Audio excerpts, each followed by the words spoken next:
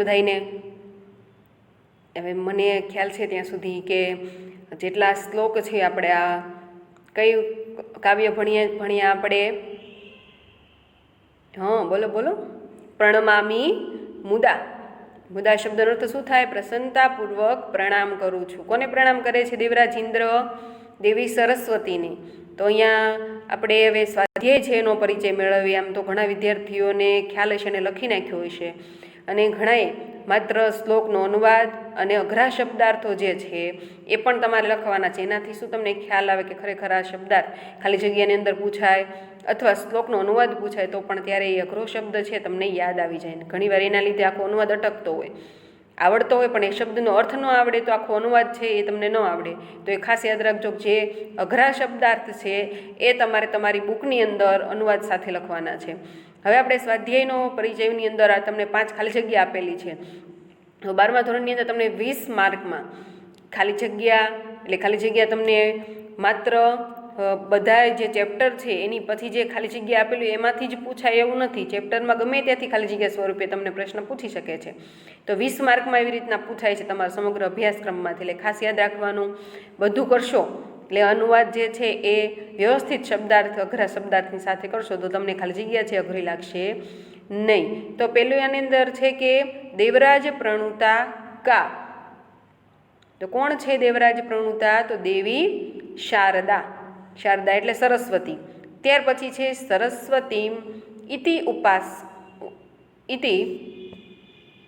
હવે આની અંદર શબ્દ છે સરસ્વતી ઇતિ, અન્ય શબ્દ. અન્ય સરસ્વતી માતા છે એનો પહેલો અર્થ તો જ્ઞાનની દેવી થાય છે, પરંતુ બીજો અર્થ એટલે અહીંયા આપેલું છે કે અન્ય અર્થ છે એ કયો થાય છે? તો અન્ય અર્થ કયો થાય છે? નદી. યાદ રાખવાનું, સરસ્વતી માતાનો એક અર્થ આ કાવ્યની અંદર કયો આપેલો છે? જ્ઞાનની દેવી. અને બીજો સરસ્વતી માતાનો અર્થ શું થાય છે? નદી. ખાસ યાદ રાખજો, ભૂલ ન કરતા. જલમ નથી થતો, સાગર નથી થતો, સરોવર નથી થતો, શું થાય છે? નદી. ત્યાર પછી ત્રીજી ખાલી જગ્યા છે કીદૃશમ યશઃ અપેક્ષિતમ. કેવો યશ છે, સફળતા છે, કીર્તિ છે, અપેક્ષિત છે. કેવું? તો ધવલમ એટલે સફેદ કીર્તિ, શ્વેત કીર્તિ. બરાબર છે. ત્યાર પછી છે ચોથું ભવપોત સમમ કિમ. ભવપોત સમનો અર્થ શું થાય? સંસાર રૂપી જે સાગર છે એને પાર કરનાર શું છે? આપણે ખાલી જગ્યામાં શું લખવાનું છે? પાદયુગમ.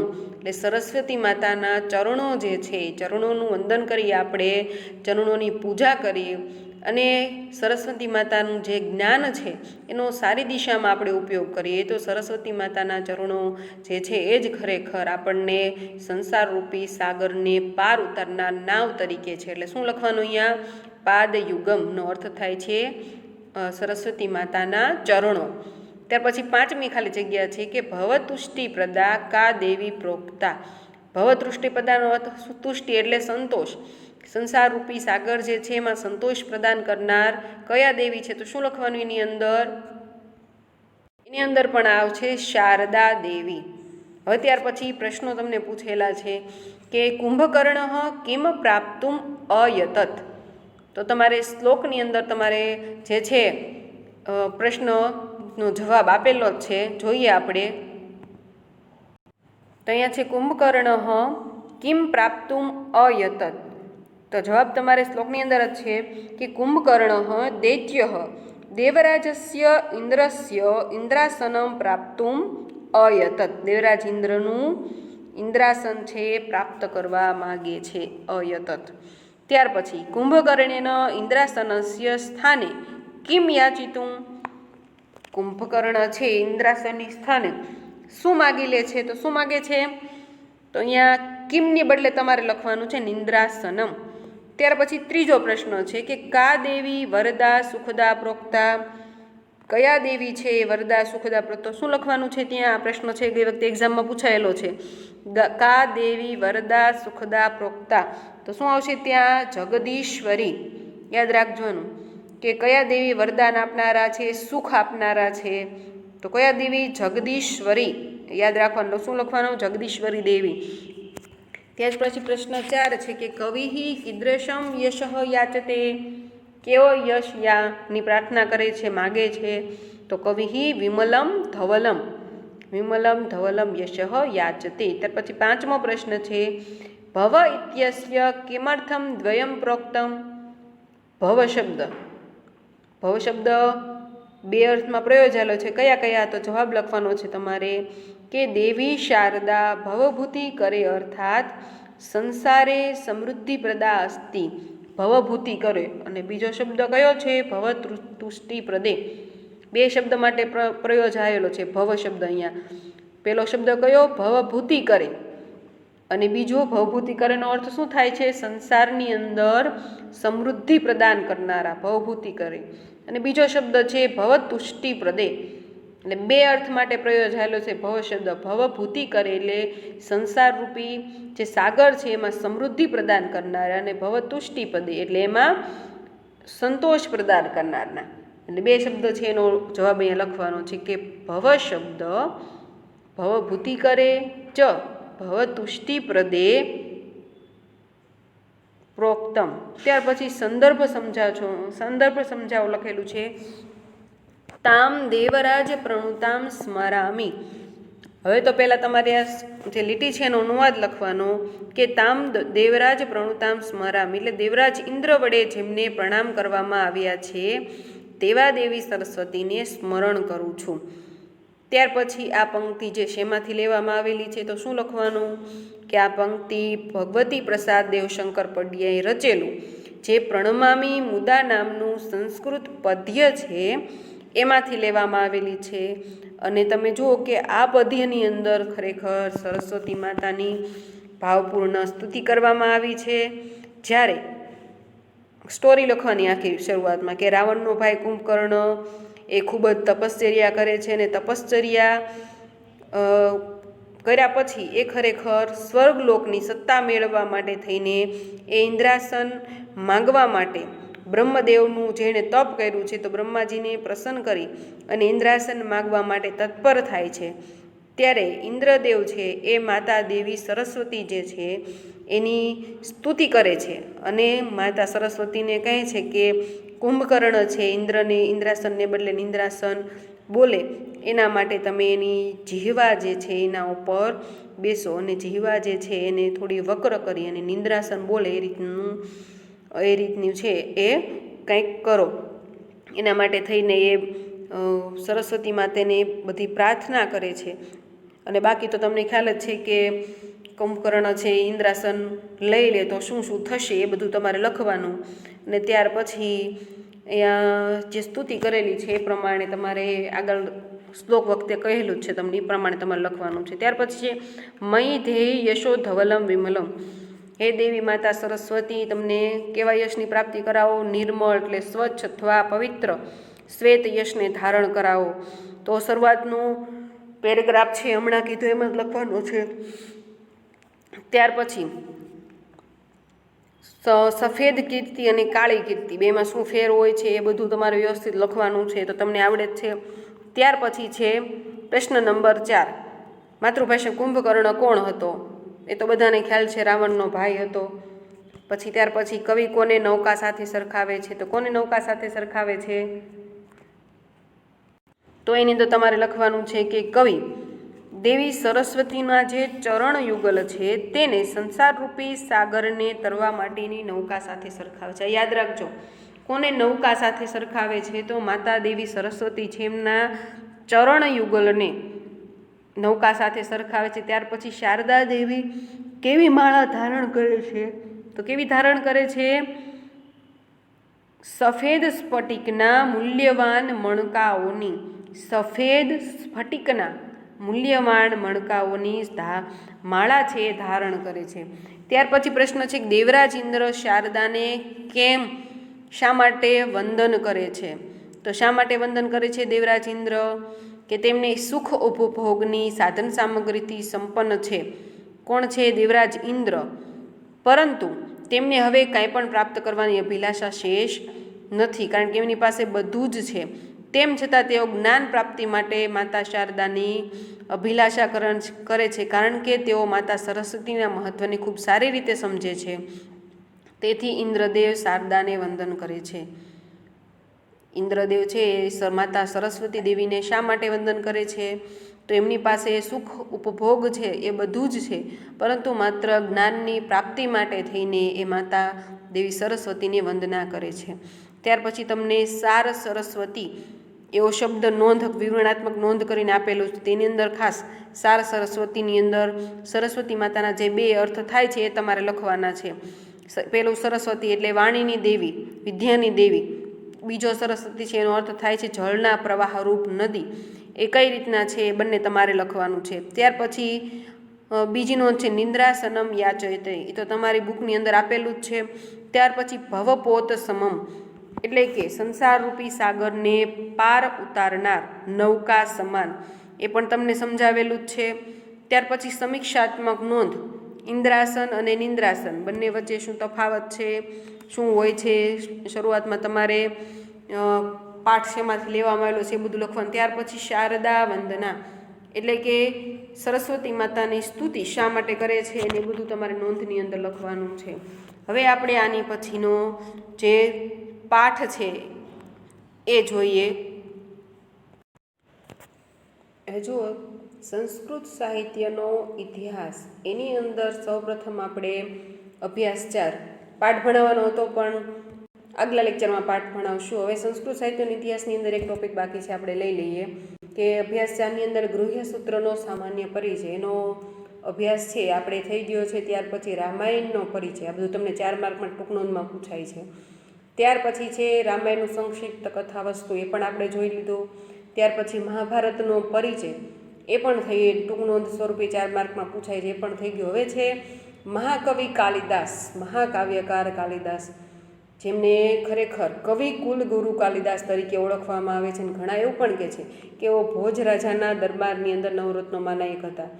ઘણા વિક્રમાદિત્ય કે એટલે દંતકથાઓ ઘણી બધી છે. હવે આપણે આજે જોવાનું છે મહાકવિ કાલિદાસ. તો તમને ખ્યાલ જ છે કે મહાકવિ કાલિદાસની 7 કૃતિઓ છે. 3 નાટકો, 2 ખંડકાવ્યો અને 2 મહાકાવ્ય. હવે એની અંદર આપણે 11મા ધોરણની અંદર એમના જે 3 નાટકો છે એમનો પરિચય મેળવ્યો હતો. હવે આજે આપણે 12મા ધોરણની અંદર એના 2 મહાકાવ્યો છે, કુમાર સંભવ અને રઘુવંશ, એનો પરિચય મેળવવાનો છે. એટલે મહાકવિ કાલિદાસની 7 કૃતિઓનું નામ તો તમારે યાદ રાખવાના જ છે. 2 ખંડકાવ્યો, ત્યાર પછી 3 નાટકો અને 2 મહાકાવ્યો. હવે એનો આપણે પરિચય મેળવીએ. તો એની અંદર તમારે અત્યારે ભણવાનું છે કે મહાકવિ કાલિદાસ છે એમના 2 મહાકાવ્યો છે, કુમાર સંભવ અને રઘુવંશ. કુમાર સંભવ છે એની અંદર કોની વાત કરવામાં આવી છે? તો શિવ અને પાર્વતી દ્વારા જે પુત્ર પ્રાપ્ત થાય, કુમારનો સંભવ, કુમાર એટલે પુત્રનો જન્મ થાય, તો એના દ્વારા તારકાસુરનો વધ થાય અને દેવતાઓ જે છે એને હેરાન પરેશાન કરી નાખનાર જે તારકાસુર છે એનો વધ ત્યારે જ થાય જ્યારે શિવ પાર્વતીનો પુત્ર જન્મે અને એના દ્વારા જે છે એ તારકાસુરનો વધ થાય, તો જ એનું મૃત્યુ નિશ્ચિત છે, બાકી કોઈ એને મારી શકે તેમ નથી. હવે તો આ કથા છે એને કુમાર સંભવ નાટક સ્વરૂપે કઈ રીતનું એ કાલિદાસે રચેલી છે એના વિશે આપણે જોઈએ. એ પહેલાં આપણે કાલિદાસનો થોડોક પરિચય મેળવીએ. હવે તમને એક્ઝામની અંદર એવો ટૂંકમાં પરિચય પૂછે કે મહાકવિ કાલિદાસ વિશે ટૂંકમાં નોંધ અથવા ટૂંક નોંધ લખો, તો શું લખશો એની અંદર? કે જેમ રામાયણ, મહાભારત, શ્રીમદ ભાગવત, પુરાણ, આ બધા ગ્રંથો જે છે એ ભારતીય સંસ્કૃતિની એ ગંગોત્રી સમાન ગણાય છે, સંસ્કારની, સનાતન ધર્મની ગંગોત્રી સમાન ગણાય છે. કારણ કે તેની અંદરથી ઘણું બધું જ્ઞાન છે, નીતિમત્તાના ગુણો છે, ઘણું બધું એની અંદરથી આપણને પ્રાપ્ત થાય છે. તો તેમજ આદિકવિ વાલ્મીકી અને મહર્ષિ વેદવ્યાસ છે એમની પંક્તિમાં બિરાજવાની યોગ્યતા ધરાવતા મહાકવિ કાલિદાસ કવિ કુલગુરુ તરીકેનું બહુમાન પામ્યા છે. કે જેમ રામાયણ, મહાભારત એ બધું લખીને આદિકવિ વાલ્મીકી અને મહર્ષિ વેદવ્યાસ છે એમને જે ઉચ્ચ પદ પ્રાપ્ત કર્યું છે, એવું જ ઉચ્ચ પદ છે એ પોતાના લખાણથી મહાકવિ કુલગુરુ કાલિદાસ છે તેમણે પ્રાપ્ત કર્યું છે. અને ત્યાર પછી કહે છે કે તેમણે જે સાહિત્ય રચ્યું છે તેમને તત્કાલીન ભારતીય સમાજમાં પણ ગૌરવશાળી એનું સ્થાન છે એ પ્રાપ્ત થયું છે. ત્યાર પછી આપણે એવું પણ કહી શકીએ કે જે કવિ કુલગુરુ કાલિદાસ છે એમના જીવન વિશે સચોટ કંઈ પણ માહિતી મળતી નથી. માત્ર તેમના જે નાટકો છે, મહાકાવ્યો છે, એના પરથી ઘણા બધા કવિઓએ, પ્રશંસકોએ દંતકથાઓ પ્રચલિત કરી છે. તેમાંનું એક દંતકથા એવી પણ છે કે કેટલાક લોકો એવું માને છે કે મહાકવિ કાલિદાસ છે એ મહામૂર્ખ હતા. તેઓ જે કંઈ ડાળી ઉપર બેસતા એ જ ડાળીને કાપતા હતા. અને તમને અગાઉ વાત કરેલી હશે કે કાલિદાસ છે એમના વિવાહ છે એક આમ તો કહેવાય કે એક વિદુષી સ્ત્રી સાથે એમના વિવાહ કરવામાં આવે છે. કઈ રીતના? તો કે વિદુષીનો અર્થ થાય છે જે બધા જ્ઞાનની અંદર પાવરધી છે, કે જેમ આપણે દ્રૌપદી જે છે એમ બધા જ્ઞાનની અંદર પાવરધી હતી, એટલે એને વિદુષી સ્ત્રી તરીકે ઓળખવામાં આવે છે. તો તેવી જ એક વિદુષી સ્ત્રી સાથે તેમના વિવાહ થાય છે. પરંતુ જ્યારે એમની પત્નીને ખબર પડે છે કે કાલિદાસ છે મહામૂર્ખ છે, તો તેને એનું ઘણું અપમાન કરે છે અને ઘરમાંથી કાઢી મૂકે છે. ત્યારે ખરેખર કાલિદાસ છે એ કોનું પ્રાર્થના કરે છે? મહાકવિ કાલિદાસ છે એ કાળી માતાની, એટલે કાળકા માતા છે એમની ખૂબ જ તપશ્ચર્યા કરે છે, એમની આરાધના કરે છે, અને ત્યાર પછી એમની કૃપાથી એ મહાકવિ બને છે. એટલે કહેવાય કે કોઈ પણ માણસ હોય એને ઠોકર લાગે પછી જ એનામાં સમજણ આવે છે, પછી એનો ભાગ્યોદય થાય છે. તો તેવું કહે છે. ને કેટલાક માણસો એવું પણ કહે છે કે તેઓ શ્રીલંકા ગયા હતા અને ત્યાં એને એક ગણિકાએ મારી નાખ્યા. તો વળી કેટલાક એવું પણ માને છે કે કાલિદાસ છે એમાં રાજા ભોજના દરબારી કવિ હતા. આવું તમારે લખવાનું છે, તમારે ટૂંક નોંધ પૂછાય મહાકવિ કાલિદાસ તો એની અંદર. અને કેટલાક વિદ્વાનો એવું પણ માને છે કે તેઓ વિક્રમાદિત્ય રાજાના રાજ્યની અંદર નવરત્નોમાંના એક હતા, એવું પણ મનાય છે. ને કેટલાક વિદ્વાનો એવું પણ કહે છે કે કાલિદાસ છે એ ચંદ્રગુપ્ત દ્વિતીય, એટલે કે વિક્રમાદિત્ય કહેવાય, એના સમકાલીન પણ હતા, એટલે એ સમયમાં થઈ ગયા હતા, એવું પણ મનાય છે. અને કાલિદાસનું જે સાહિત્ય છે એની અંદર ખરેખર સાચું જીવન આલેખવામાં આવ્યું છે. કારણ કે મહાકવિ કાલિદાસ છે એ ભારતીય એની જે સંસ્કૃતિ જે છે એનું સાહિત્ય છે એની અંદર ખરેખર ભારતીય સંસ્કૃતિનું જે કંઈ જીવન છે એની અંદર આલેખવામાં આવ્યું છે. તેથી કહેવાય છે કે સંસ્કૃતનું અન્ય સાહિત્ય નાશ પામે પણ વાલ્મીકી, વ્યાસ અને કાલિદાસની કૃતિઓ રહી જાય તો પણ સમગ્ર પ્રાચીન ભારતીય સંસ્કૃતિ અને સંસ્કૃતિનો સર્વાંગીણ પરિચય મળી રહે છે. શું કહે છે કે ભારતીય જે કંઈ ધાર્મિક ગ્રંથો છે, જે પણ કંઈ સાહિત્ય છે, એ બધું જ નાશ પામે, માત્ર વાલ્મીકી એટલે રામાયણ ગ્રંથ, વ્યાસ એટલે કે પુરાણ અને મહાભારતનો ગ્રંથ અને કાલિદાસની કૃતિઓ એટલું જ રહી જાય, છતાં પણ ભારતીય સંસ્કૃતિ છે એ હંમેશા જીવતી રહે. એટલે તમે વિચાર કરો કે કાલિદાસની કૃતિઓને કોની સાથે સરખાવી છે? વાલ્મીકી અને વ્યાસની કૃતિઓ સાથે સરખાવી છે. અને ત્યાર પછી તમારે લખવાનું છે કે કાલિદાસની જે કૃતિઓ આપણને જે 7 કૃતિઓ મળી આવે છે એ તો નિર્વિવાદિત છે, એટલે એમાં કોઈ વિવાદને સ્થાન નથી કે આ કૃતિઓ બીજા કોઈની છે. એની અંદર આપણે જોઈએ તો નાટકો છે કેટલા છે? 3 છે. એમાં પહેલું નાટક છે અભિજ્ઞાન શાકુંતલ, બીજું વિક્રમોર્વશીયમ અને ત્રીજું છે માલવિકા અગ્નિમિત્ર. ફરીવાર બોલું છું, અભિજ્ઞાન શાકુંતલ, વિક્રમોર્વશીયમ અને ત્રીજું માલવિકા અગ્નિમિત્ર. 3નો પરિચય 11માં મેળવ્યો છે. ત્યાર પછી મહાકાવ્યો છે રઘુવંશ અને કુમાર સંભવ, ખંડકાવ્યો મેઘદૂત અને ઋતુસંહાર. હવે આટલું તમારે ટૂંક નોંધની અંદર લખવાનું છે. ત્યાર પછી હવે આપણે પરિચય મેળવવાનો છે કુમાર સંભવ નાટક છે એનો. હવે મહાકવિ કાલિદાસ વિશે નોંધ છે તમને અહીંયા આપેલી નથી, પરંતુ તમારે યાદ રાખવાની છે મહાકવિ કાલિદાસ વિશે. હવે ત્યાર પછી કુમાર સંભવ છે. કુમાર સંભવનો પરિચય મેળવે તો સૌ પ્રથમ તો કુમાર સંભવ છે એ શું છે? એક મહાકાવ્ય છે, તો એ લખવાનું. ત્યાર પછી એના સર્ગોની સંખ્યા કેટલી છે? કુમાર સંભવ છે એના સર્ગ છે એ 17 છે. ખાસ યાદ રાખજો, કુમાર સંભવના સર્ગ છે એ 17 છે. તમારી બુકની અંદર નોંધ કરી નાખવાની કે 17 સર્ગ છે. ત્યાર પછી લખવાનું તમારે કે સંસ્કૃત સાહિત્યની અંદર જે 5 સુપ્રસિદ્ધ મહાકાવ્યો છે તેમાંનું એક મહાન મહાકાવ્ય કાલિદાસનું કુમાર સંભવ છે.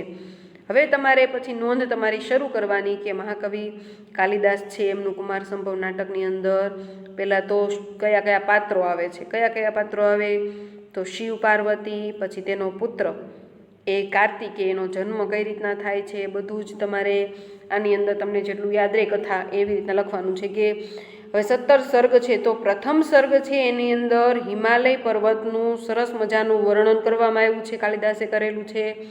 ત્યાર પછી બીજા સર્ગની અંદર, એટલે તમને સર્ગ પ્રમાણે યાદ ન રહે તો એમનામ યાદ રાખજો કે પહેલાં હિમાલય પર્વતનું સુંદર વર્ણન કરવામાં આવેલું છે, ત્યાંથી શરૂઆત થાય છે. ત્યાર પછી તારકાસુર નામનો જે દાનવ છે એનાથી દેવતાઓ છે ખૂબ હેરાન પરેશાન થઈ ગયા છે અને બ્રહ્માજીને પ્રાર્થના કરે છે કે ખરેખર જો શિવ પાર્વતીથી પુત્ર ઉત્પન્ન થાય અને તે દેવતાઓનો સેનાપતિ બને તો જ તારકાસુરનો વધ છે શક્ય છે.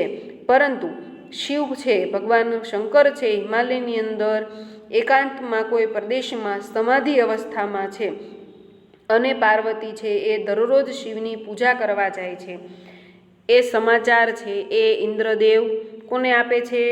કામદેવને બોલાવી શિવના ચિત્તમાં પાર્વતી પ્રત્યે પ્રણવભાવ પ્રગટ થાય એવું કંઈક કરવા માટે પ્રેરે છે. એટલે ભલા બ્રહ્માજી પાસે એ ઇન્દ્રદેવ છે બ્રહ્માજી પાસે જાય છે અને બધી વાત કરે છે. તો હવે શું કરવું? ત્યાર પછી બ્રહ્માજી કહે છે કે આના માટે તમારે કામદેવને મળવું પડશે. એટલે એ કામદેવ પાસે જાય છે અને બધી વાત કરે છે કે તમે જો શિવના હૃદયની અંદર પ્રણય ભાવ છે એ પ્રગટ કરો તો ખરેખર આ એનાથી શિવ અને પાર્વતીના પુત્રની પ્રાપ્તિ થાય, તો ખરેખર દેવતાનો ઉદ્ધાર થાય. એટલે ત્યાર પછી એ કામદેવ છે એ પોતાનો મિત્ર વસંત ઋતુ જે છે એને તપોવનમાં પ્રવેશ કરાવે છે અને ત્યાર પછી એ જ્યાં શંકર ભગવાન સમાધિ અવસ્થામાં હોય છે ત્યાં બધી જ બાજુ એ વસંત ઋતુનું સામ્રાજ્ય પથરાઈ જાય છે. અને તે જ વખતે પાર્વતી જે છે એ ખરેખર ભગવાન શંકરને ફૂલોની માળા પહેરાવવા માટે આવે છે અને તે વખતે કામદેવ છે એ પોતાનું પ્રણયરૂપી જે બાણ છે એ છોડે છે. પરંતુ ભગવાન શંકર જે છે માત્ર અમુક ક્ષણ માટે જ એ પોતાની જે સમાધિ અવસ્થા છે તેમાંથી ચલિત થાય છે અને તરત જ એ પોતાનું જે ચલિત થયા છે એને ફરીવાર કાબૂમાં કરી લે છે, કારણ કે ભગવાન શંકર છે. એટલે એ કામદેવની જે કંઈ ચેષ્ટા છે એનાથી એ ઓળખી જાય છે અને ક્રોધિત થઈ જાય છે. અને તે વખતે જ ખરેખર ભગવાન શંકર જે છે એ પોતાના ત્રીજા નેત્ર દ્વારા એ કામદેવને ભસ્મીભૂત કરી નાખે છે. અને ચોથા સર્ગની અંદર, એટલે ત્યાર પછી કામદેવને ભસ્મીભૂત કરી નાખે છે. ત્યાર પછી એ કામદેવની પત્ની છે રતિ એનું એ દુઃખ વ્યક્ત કરે છે, કારણ કે એના પતિને ભસ્મીભૂત કરી નાખ્યો એટલા માટે થઈને. અને ત્યાર પછીના સર્ગની અંદર પાર્વતીજી છે એ એનું તપસ્યાનું વર્ણન કરેલું છે કે પાર્વતીજી છે એ શંકર ભગવાનની તપસ્યા કરે છે ને એ બધું. ત્યાર પછીની વાત છે કે હવે શું થાય છે, કારણ કે હવે જો શું થાય છે કે જે કાર્ય પાર્વતીજી દ્વારા એ પુત્ર પ્રાપ્તિ જે કાર્યથી ન થઈ, હવે પાર્વતીજી છે એ પોતે તપ કરે છે અને તેમને તપથી ચલિત કરવા અને તેમની કસોટી કરવા માટે ભગવાન શંકર છે એક બ્રહ્મચારી બટુકનું રૂપ લે છે. અને પાર્વતીની શંકર પ્રત્યેની અડગ શ્રદ્ધા અને કઠોર તપ આખરે વિજયી બન્યા, કારણ કે પાર્વતીજીને પણ ખ્યાલ છે કે જો અમને પુત્રની પ્રાપ્તિ થશે તો ખરેખર દેવતાઓનો ઉદ્ધાર થશે. એટલા માટે થઈને પાર્વતીજી ખૂબ તપશ્ચર્યા કરે છે અને આ તપશ્ચર્યા ખરેખર સાચી છે કે નહીં એમાં કંઈ ખામી નથી ને એ માટે થઈને ભગવાન શંકર પાર્વતીજીની તપશ્ચર્યા છે એની પાર્વતીજીની પરીક્ષા લેવા માટે થઈને એક બાળકનું સ્વરૂપ ધારણ કરે છે. અને તે સમયે ખરેખર પાર્વતીજીની જે શ્રદ્ધા છે, કઠોર તપ છે એ વિજય થાય છે, કારણ કે પાર્વતીજી એ શંકર ભગવાનની પરીક્ષામાંથી પાસ થાય છે. અને તે વખતે જ ભગવાન શંકર અને પાર્વતીજી છે એઓ એક પર્વત છે તેની ઉપર વિહાર કરે છે. અને તે સમયે છે એ આ કથા જે છે એ ખરેખર એનું અંતિમ સ્વરૂપ છે એ પામે છે. અંતિમ સ્વરૂપ પામે છે. એનો અર્થ એવો થાય કે ત્યાર પછી એ કાર્તિકેયનો જન્મ કઈ રીતના થાય છે, એટલે કાર્તિકેયના જન્મ પછી એને કોણ સાચવે છે, એનું પાલન પોષણ કરીને મોટો કોણ કરે છે, બધી જ વાત છે. આ મેં તમને જે વાત કહી 1 થી 8 સર્ગની વાત કહી. 8મા સર્ગ પછી કાર્તિકેયનો જન્મ થાય. કાર્તિકેયના જન્મ પછી એનો ઉછેર કઈ રીતના થાય છે, એનું શિક્ષણ કઈ રીતના મળે છે, બધું જ એ વાત કરવામાં આવેલી છે. અને તારકાસુર વધની વાત પણ તે પછી આવે છે. એટલે આ રીતના 17 સર્ગો છે એ મળી આવે છે. અને એમાં એવું પણ કહેવા છે કે 1 થી 8 સર્ગો છે એ કાલિદાસના છે, પરંતુ 8 થી જે 17 સર્ગો છે એ કાલિદાસના છે કે નહીં એના વિશે સંદેહ છે. પરંતુ ખરેખર આ એક અભૂતપૂર્વ બાબત કહેવાય. કુમાર સંભવ નાટક છે એ ખરેખર તમે જુઓ તો એની અંદર સરસ મજાના વર્ણનો છે હિમાલય પર્વતના, ત્યાર પછી વસંત ઋતુનું વર્ણન, આ બધું જ ખૂબ જ સરસ રીતે આપવામાં આવેલું છે. એટલે તમે 4 માર્કમાં નોંધ લખો તો ઘણું બધું તમને અંદર લખી શકો. સૌપ્રથમ કાલિદાસ વિશે થોડુંક લખો, ત્યાર પછી એના નાટકો વિશે લખો, ત્યાર પછી કુંભાર સંભવના 17 સર્ગ છે એમાં તમને જેટલું યાદ રહે એ રીતનું તમારે વ્યવસ્થિત લખવાનું છે. ત્યાર પછી બીજું આપણો ટોપિક છે રઘુવંશમ. એ તો તમને ખ્યાલ જ છે, રઘુવંશમ એટલે રઘુકુળ જે છે, રઘુવંશ છે તેની આખી વાત છે આ ટોપિકની અંદર કરવામાં આવેલી છે. કે આની અંદર આપણે જોઈએ કે રઘુવંશ જે છે કેટલા સર્ગનું છે, 19 સર્ગનું. એટલે આ ખાસ યાદ રાખજો, રઘુવંશ છે એ 19 સર્ગનું કાવ્ય છે. કેટલા સર્ગનું છે રઘુવંશ? 19. અને કુમાર સંભવ 17. એટલે આ ખાસ યાદ રાખજો, કુમાર સંભવમાં 17 સર્ગ છે અને રઘુવંશના છે એ 19 સર્ગનું મહાકાવ્ય છે. હવે આની અંદર તમને આપેલું છે કે રઘુનામ અન્વયમ વક્ષે, એમ કહીને રઘુવંશમાં જન્મેલા રાજાઓનું જે ચરિત્ર છે એ વર્ણવવાનો પ્રારંભ થયો છે. અહીં પ્રારંભમાં રઘુવંશના રાજાઓની વિશેષતાઓનું સરસ વર્ણન કરેલું છે. રઘુવંશ એટલે ટૂંકમાં રામાયણનું કુળ જે છે એનો રઘુનો વંશ. હવે એની અંદર એના વંશની વાત કરવાની છે કે રઘુવંશના વર્ણનનો પ્રારંભ જો કે મનુના નામ સ્મરણથી થાય છે, પરંતુ અહીં સર્વપ્રથમ રાજા દિલીપનું ચરિત્ર વિગતે આવે છે. પછી રઘુ તેમનો પરાક્રમી પુત્ર છે, તેથી તેના નામ ઉપરથી કાવ્યને શીર્ષક આપવામાં આવેલું છે. રાજા દિલીપ છે તેમના પુત્રનું નામ છે રઘુ. હવે આપણે જોઈએ તો અયોધ્યાના રાજા દિલીપ અને રાણી સુદક્ષિણાને પુત્ર નથી. આ નોંધ છે એ રીતના જ આપણે લખવાની છે કે રાજા દિલીપ અને રાણી સુદક્ષિણા છે એમને પુત્ર નથી. તો નંદિની ગાય છે એમની કૃપાથી તેમને ત્યાં રઘુ નામના પુત્રનો જન્મ થાય છે. કારણ કે ગાયની પૂજા અર્ચના કરે છે, તેનું પાલન પોષણ કરે છે અને તેનાથી ગાય માતા પ્રસન્ન થાય છે અને વરદાન માગવાનું કહે છે. તેનાથી આ બંને પતિ પત્ની છે દિલીપ રાજા અને સુદક્ષિણા, તેમને પુત્ર પ્રાપ્તિ થયું વરદાન માગે છે અને તેમનાથી એમને રઘુ નામના પુત્રનો જન્મ થાય છે. એ પરથી આપણું કાવ્યનું શીર્ષક છે રઘુવંશ. હવે તેમણે પોતે કરેલા વિશ્વજીત યજ્ઞમાં બધી સંપત્તિ દાન આપી દીધેલી છે. કોણે? તો દિલીપ રાજાએ. એ ઘટના અહીં સરસ રીતે આલેખાય છે. તે પછી અજનું ચરિત્ર આવે છે. એટલે રઘુ નામના રાજા છે એ, ત્યાર પછી રઘુના પુત્રનું નામ છે અજ. આમાં ઇન્દુમતી સ્વયંવર અને અજ વિલાપ નામના 2 પ્રસંગો આ મહાકાવ્યની શોભા વધારે છે. એટલે હવે આપણે આ કાવ્ય છે તમને વ્યવસ્થિત રીતે સમજાવું તો જોઈએ તો કે રઘુવંશના રાજાઓના સામાન્ય ગુણોનું વર્ણન કર્યા પછી દિલીપ રાજાની કથા શરૂ થાય છે. આપણે હમણાં વાત કરી તેમ તો દિલીપ રાજા છે એ અપુત્ર છે. પછી ગુરુ વશિષ્ઠ છે એમની સૂચનાથી નંદીની ગાયની સેવા કરે છે અને ગાય દ્વારા લેવાયેલી પરીક્ષામાં રાજા દિલીપ છે એ સફળ થાય છે. આ બધું તમારે લખવાનું છે, રઘુવંશ નાટક પૂછાય એમાં. અને ગૌ સેવાના ફળરૂપે રઘુનો જન્મ થાય છે. ત્યાર પછી દિલીપ રાજા છે એમને રઘુ નામના પુત્રની પ્રાપ્તિ થાય છે. અને રઘુના પરાક્રમોની અંદર એટલે રઘુરાજા જે છે, હમણાં મેં તમને વાત કરી તેમ થોડો ફેરફાર છે કે રઘુરાજા જે છે એમણે વિશ્વજીત યજ્ઞ અને કૌત્સ પ્રસંગ અત્યંત સુપ્રસિદ્ધ છે. કે રઘુરાજાએ જે વિશ્વને જીતવાનો યજ્ઞ કરેલો છે તે અને કૌત્સ પ્રસંગ, આ 2 બાબતો છે એ રઘુના વંશની અંદર એમના સમયની અંદર ખૂબ જ પ્રસિદ્ધ છે. ત્યાર પછી રઘુરાજા છે તેમનો પુત્ર છે અજ. એમનું ચરિત્ર વર્ણન પણ ખૂબ જ મહત્ત્વનું છે. અજ રાજા અને ઇન્દુમતીનો પ્રણય પ્રસંગ, ઇન્દુમતી સ્વયંવર અને ઇન્દુમતીનું પુષ્પમાળાથી મૃત્યુ થતાં અજ રાજાએ કરેલો વિલાપ એ પણ એની અંદર છે. ત્યાર પછી અજપુત્ર દશરથ. વાની અંદર તમારે યાદ શું રાખવાનું, પહેલાં હું બોલું છું તમારે નોંધ કરી લેવાની છે. પહેલાં તો દિલીપ રાજા અને એમની પત્નીનું નામ છે સુદક્ષિણા. શું નામ છે દિલીપ રાજાની પત્નીનું નામ? સુદક્ષિણા. એટલે પહેલાં લખો દિલીપ રાજા અને સુદક્ષિણા. ત્યાર પછી દિલીપ રાજાના પુત્રનું નામ લખો રઘુ રાજા.